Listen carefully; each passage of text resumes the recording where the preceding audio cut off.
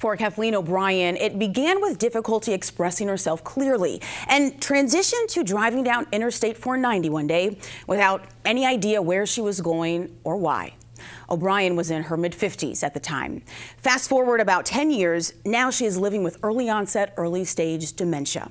It's a condition you would likely never expect a healthy individual working in the field of medicine to endure at such a young age.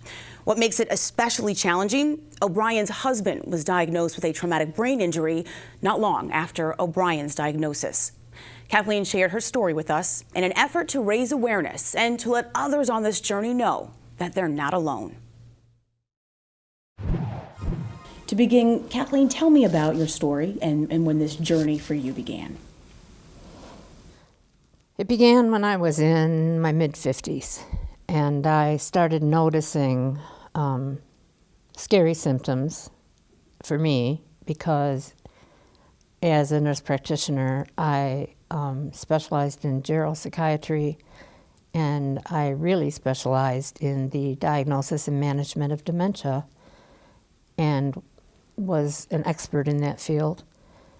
And so I started noticing symptoms that other people probably wouldn't have yet, or just talked them up to, well, old age at 55, I guess doesn't work, does it? But at any rate, I kept telling my neurologist, who also was treating my back pain, that I was having these cognitive issues. And at that time, I was falling and doing other things that were related to the back. But I had also been complaining of this cognitive impairment, and so she thought I was just depressed and anxious, like a lot of doctors do when someone comes up with some squirrely symptom. And I wound up finding a neuropsychologist and paying for my own neuropsych testing. So when you say cognitive impairments, what does that mean? What were you noticing? What were you experiencing? I started noticing that my verbal fluency, or language, for anyone who doesn't know what that means, was not as fluent. The kicker, I think, was when I realized I was on 490 driving and I had no idea why or where I was going or how I got there at all. And it scared the bejeebers out of me, and that's what pushed me over the edge for insisting on neuropsych testing. When this all of this information becomes unveiled to you both after the testing, what options did doctors say were available for you? The neuropsychologist told me to be sure that I did brain games on the computer, like Lumosity, and to eat a Mediterranean diet. The doctor knew I knew everything that he knew, and so I just said, do you want to start me on rivastigmine or memantine? There are two medications that were thought to slow the progression of the disease, and we don't know if they do or not, but when people are taken off from them, sometimes they backtrack. So I'm on both of those medications, and I see him every 6 months, and I'm holding my own at the moment. As you progress and you continue to travel down this journey, two things: what are your fears and what are your hopes? Well, I hope I can live as long as possible, and I want to die here at home in my own bed, which is unlikely because we're so financially stressed, but that would be my hope. My fear is that I'll lose my mind completely and he'll be gone and someone will throw me in some place that I don't want to be, and that it will happen quicker than I want. I don't want it to happen at all, but it's certainly going to, and I've at least come to terms with that. And I also have compensated in many ways for all of this, so I'm not doing very badly, really. I live in the moment. I'd say money's a substantial worry. We both lost our jobs within 2 or 3 months of each other. We're doing just fine till that surprise happened. The He other was thing diagnosed with a really bad illness right after we bought this house.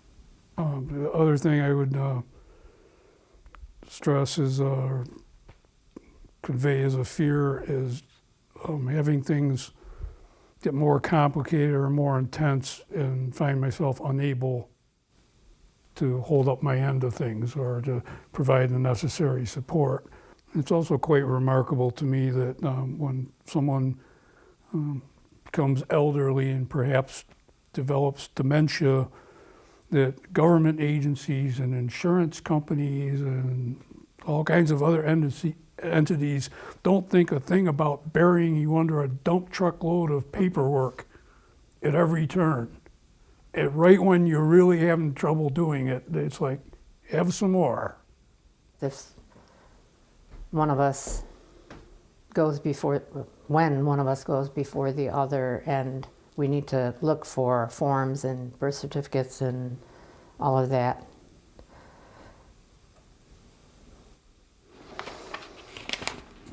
Might as well be written in Greek.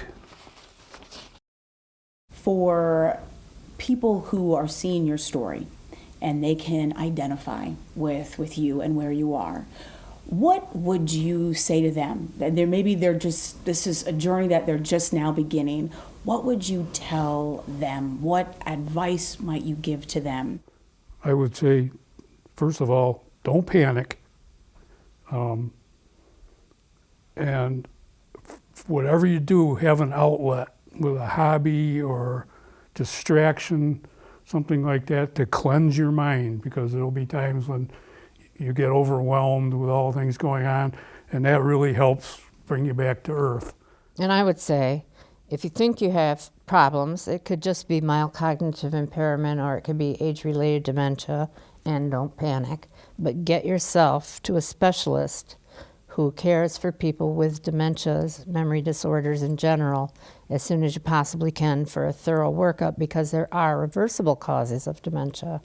There are a lot of reversible causes, and you need to have those ruled out first and start treatment as soon as possible. And that's what I would say, and I do agree, you do have to have outlets. I have massive gardens and pets, and that's what I do.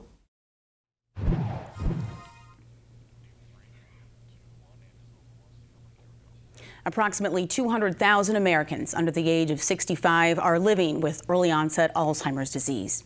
Joining me in the studio to explain more about this condition and the support services available to individuals and families is Dr. David Gill, Medical Director of the Memory Center at Unity, Rochester Regional Health, and Janet Van Valkenburg, Director of Programs for the Alzheimer's Association Rochester and Finger Lakes region.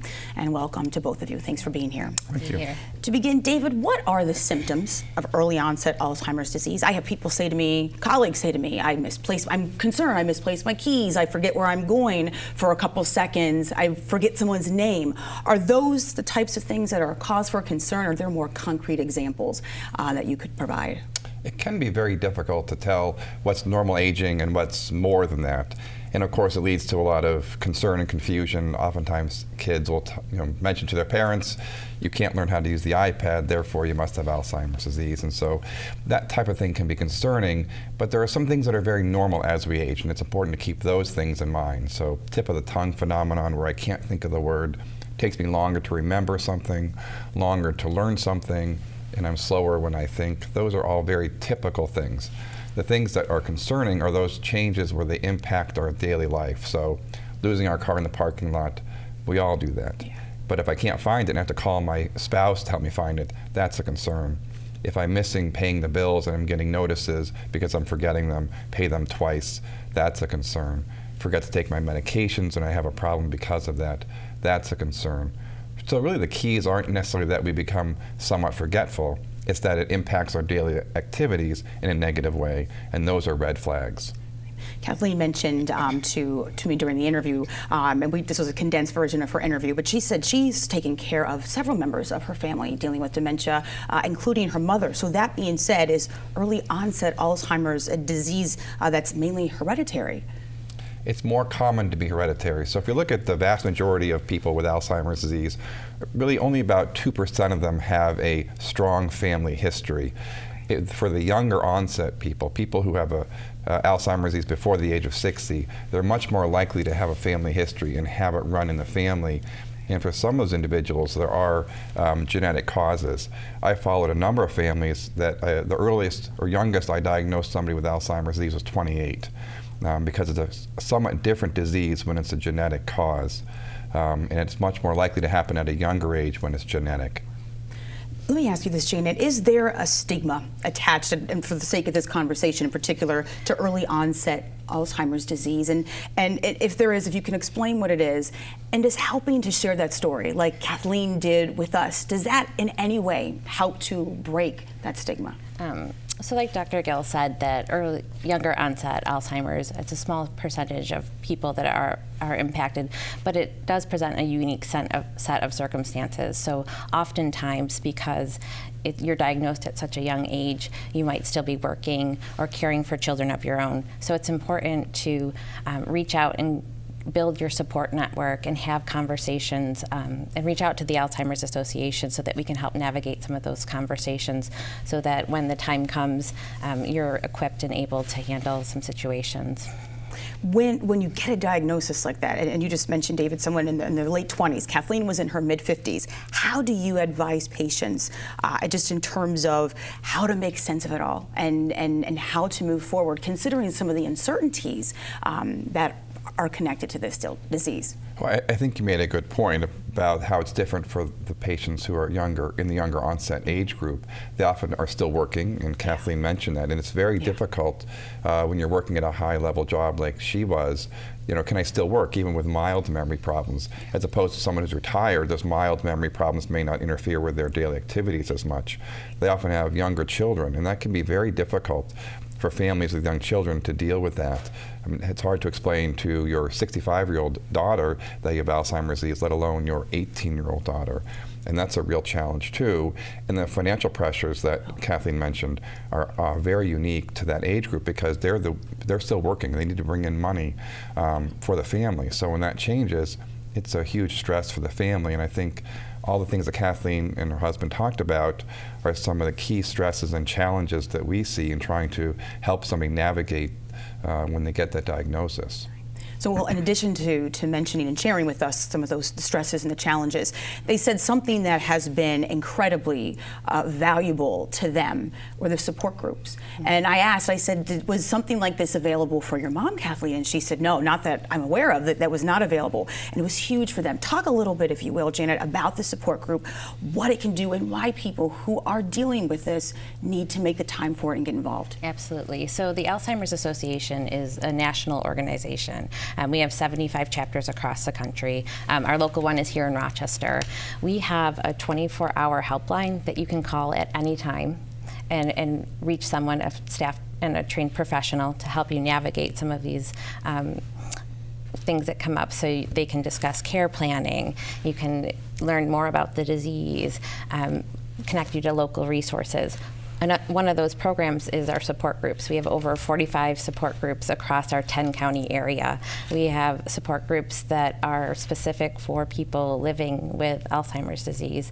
We have a support group for caregivers who are caring for someone with younger onset Alzheimer's. So it is important to come to these groups. It's a safe and supportive atmosphere where you can connect with other people who are caring for someone with the disease or with other people who are living with the disease. So it's important that you have that opportunity to connect and remain socially connected.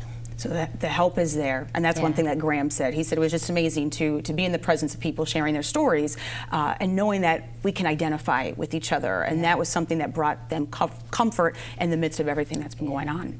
So I want to ask you this, David, in terms of drug treatments available for patients that are battling early onset or younger onset Alzheimer's disease, what options are available in that arena? So the one other thing I'll add about the younger onset age group is that they're more likely to have a non-Alzheimer's disease cause for the dementia. So one of the first steps is always to make sure that the diagnosis is correct, especially in the younger onset group, because it's more often not Alzheimer's disease. And she made a good point about ensuring you see somebody who's trained in making that diagnosis. I think especially in that age group, that's important. Once that diagnosis is made, the treatments that we have are the same whether you're in the younger onset group or in the older onset group, and they're not as good as we would like. She mentioned two of them. There's really two groups of medicines, the cholinesterase inhibitors and memantine. They get into the brain and help improve memory and thinking a little bit. While they get into the brain, they don't slow down the process of Alzheimer's disease. And that's the big holy grail right now, is ways to prevent and slow down and eventually cure Alzheimer's disease. And there's many, many research studies, even here in Rochester, looking at ways to do that. And so we're hoping that one of the studies going on right now might be that next step to allow us to have that extra thing to provide to people like Kathleen who need something in addition to what they have now. All right. Well, we have to close for now, but a special thank you to both of you for being here. I appreciate it. And you can learn more. You can also get more information about support services available to you or members of your family battling early onset Alzheimer's disease. Go to alz.org/RochesterNY.